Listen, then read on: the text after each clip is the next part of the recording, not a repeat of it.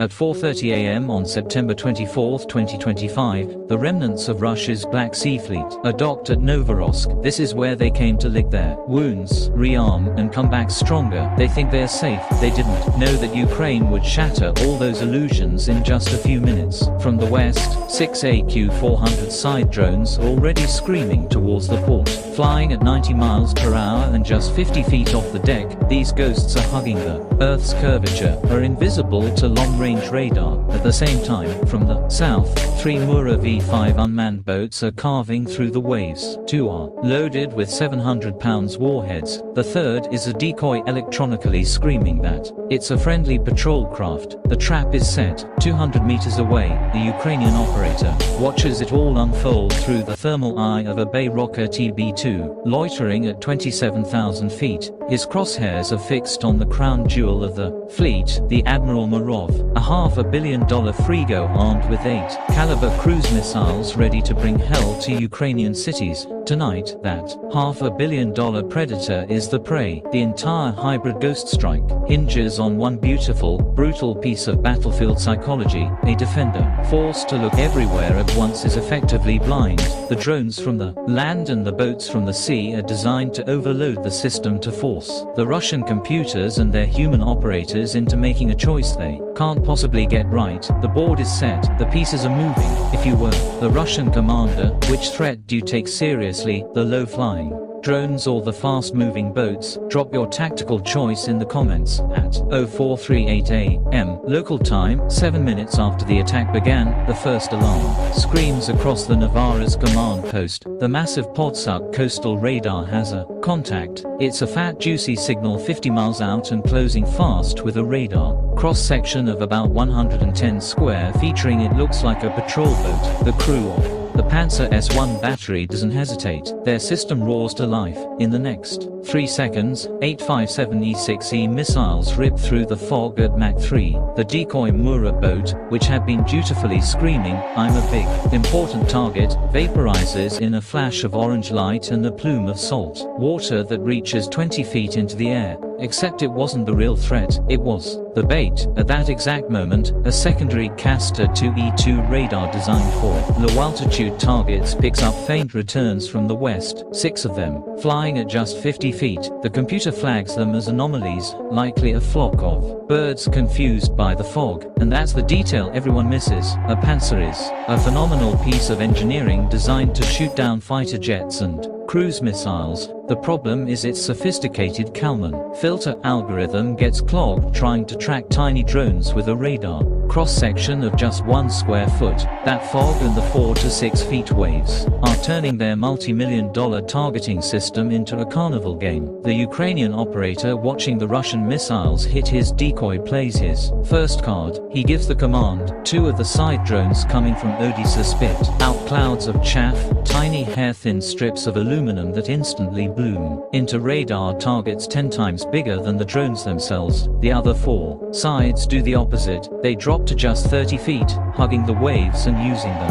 Kronodar cliffs to mask their approach. High above, the Bayrocker is feeding them the exact location of the Panzer via a Starlink connection, allowing them to fly right into its blind spots. The Russian gunners take the bait hook, line, and sinker. Their screen now shows 2 huge juicy targets. They fire another salvo of 4 missiles. The chaff clouds disappear in a pair of fireballs. But the cost for Ukraine is real. One of the sides flying low is caught by the shrapnel and disintegrates. The Russians have now burned through 12 of their 48 ready-to-fire missiles shooting at ghosts and have only taken down 1 real drone. The radar net has been beaten, but now comes the real monster. The Kasuka 4 is powering up and it's about to try and turn every drone in the sky into a very expensive, very dumb brick. At 0440 a.m. local time, the Kasuka 4 fires an invisible 186-mile wide hurricane of electromagnetic energy in the Ukrainian bunker.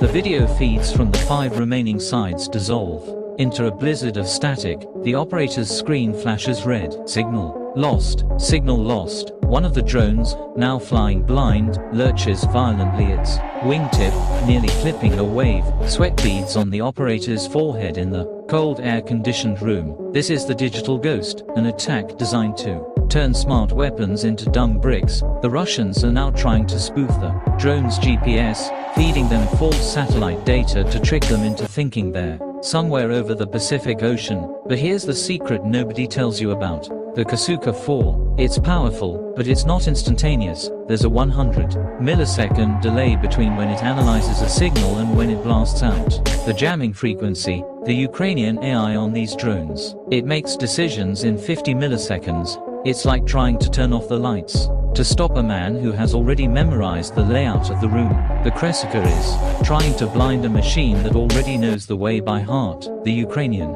operator hits a switch. The drones are now in INS and AI autonomous mode. They are ignoring the GPS lies. Instead, they are navigating using hypersensitive internal gyroscopes and preloaded terrain maps. They are flying on instinct. At the same time, the Bay rocker circling high above the electronic storm spots the source of single ugly antenna array on a truck.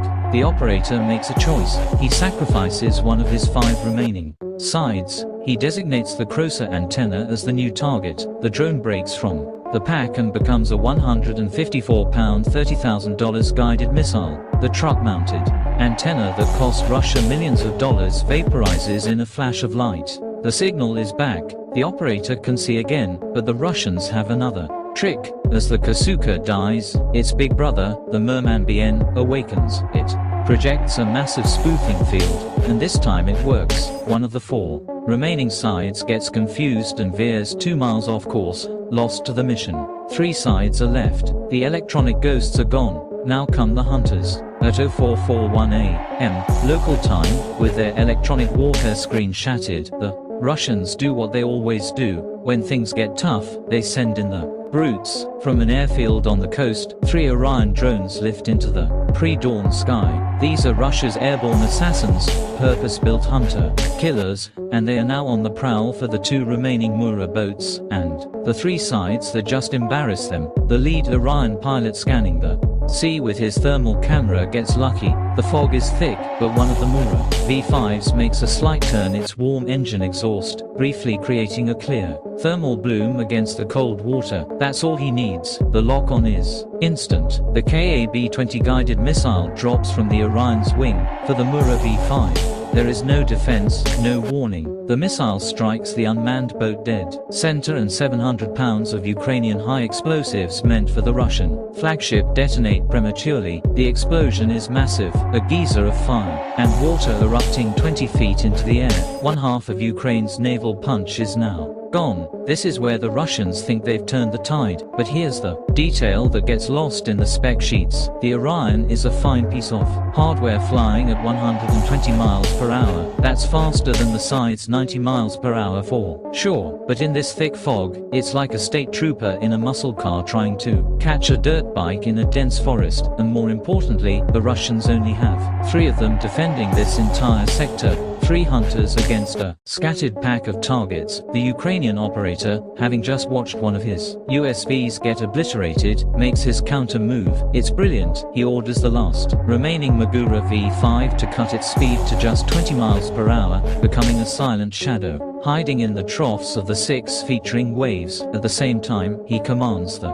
3 remaining sides to switch to cold mode, routing their minimal exhaust upwards and flying dangerously close to the Kranodar cliffs, using the terrain to break up their heat signature. The hunter has just become the hunted. High above it all, the Bay rocker TB2 is the all-seeing eye. The fog that blinds the Orions is just a blanket of clouds to the TB2. The operator sees the lead Orion as it circles, searching for its next kill. He sends the Orion's exact coordinates down through the Starlink connection. One of the side drones receives its new mission. It's no longer heading for the port. It peels off from the cliff line, climbs slightly, and turns its nose towards the hunter. The Orion pilot is looking down, scanning the waves for a boat. He has no idea that a $30,000 plywood drone with a $154 LB warhead is climbing up to meet him from behind. The result is inevitable. The side slams into the Orion. Russia's top-of-the-line drone hunter, a multi-million-dollar asset, disintegrates in a shower of shattered composites and burning electronics. Ukraine has lost a USV, but Russia has lost its eyes in in the sky. The two remaining Orion pilots, now confused and without their leader, pull back, trying to make sense of the chaos. At 0443 a.m. local time, the last side drone and the last Mura boat are now inside the harbor's final defensive perimeter. The sound comes first. A deep, it's the sound of an AK-630 close-in weapon system waking up on the deck of the Admiral Murov. It's the sound of 10,000 rounds per minute. It's not a gun, it's a flying wall of 30mm high explosive shells. The night air erupts in a stream of red traces, a literal fire hose of steel aimed at the incoming drone, and it is devastatingly effective. One of the two remaining sides is simply erased from the sky. One drone left. But here's the dirty little secret of the AK-630, the one they don't put in the brochure. It burns through its entire ammo drum in about 20 seconds of continuous fire. Its MR-123 radar is a relic designed to track incoming sea-skimming missiles, not a tiny cold mode drone made of plywood. And then there's the biggest vulnerability of all physics. That Russian gunner isn't standing on solid ground. He's on a $500 million warship that's rocking plus or is 5 degrees in the 6T. Swell. Greater than he's trying to hit a target the size of a lawnmower moving at 90 meters an hour while riding a mechanical bull. The Ukrainian operator makes his final desperate gamble. He pushes his stick forward and the last side drone stops flying straight. It begins a serpentine burst, a series of violent, unpredictable computer-assisted jinks and turns, left, right, up, down. Each turn is calculated to be faster than the CIWS's targeting computer can update its firing solution. As if on cue, the last Magura V5, now just 10 miles out, fires off its final payload of chaff, creating a massive false target on the ship's radar, momentarily confusing the CIWS. High above the bay rocker paints the primary targets, the fuel depot, and the Caliber launch tubes with an invisible laser feeding the final attack coordinates to the last side on the deck of the Makarov. It's pure chaos. Sailors are firing their rifles into the sky. Someone even launches a shoulder-fired Verba missile, a heatseeker that is completely useless in the thick fog. The AK-630's traces are still hosing down the sky, but now they're chasing a ghost. The gunner is guessing, firing at shadows, and his ammo counter is screaming towards zero. The last scythe drone punches through the wall of steel. The Russians have thrown everything they have at this attack, and they have failed. The final drone is now inside 550 yards. The game is over. At 0444 a.m. local time, the camera on the last scythe drone locks onto its target. The view is crystal clear. The main fuel depot on the pier, and next to it, the 8 gleaming launch tubes of the Admiral Murov's Caliber missile system. The Ukrainian drone needs 50 milliseconds to adjust its course. Checkmate. The drone doesn't head for the ship's bridge. It has a much smarter target. It slams directly into the pierside fuel depot. The impact itself isn't the story, it's the physics that happens next. The drone's 154-pound warhead is a shaped charge. It doesn't just explode outwards, it focuses the entire blast into a single molten jet of copper, moving at 8,000 feet per second. This isn't an explosion, it's a high-speed physics lesson. That jet of metal punches through the depot's 1-inch steel wall like it's made of wet cardboard. But the real genius of the attack is what happens 1.3 seconds later. The burning fuel spreads, sending flames and heat toward the Admiral Makarov, cooking its missile systems. It doesn't sink the ship, it does something far more strategically brilliant. It cooks the delicate launch mechanisms and guidance systems of the Calva missile tubes, turning a $500 million weapon of terror into the world's most expensive piece of scrap metal. The aftermath is immediate and catastrophic.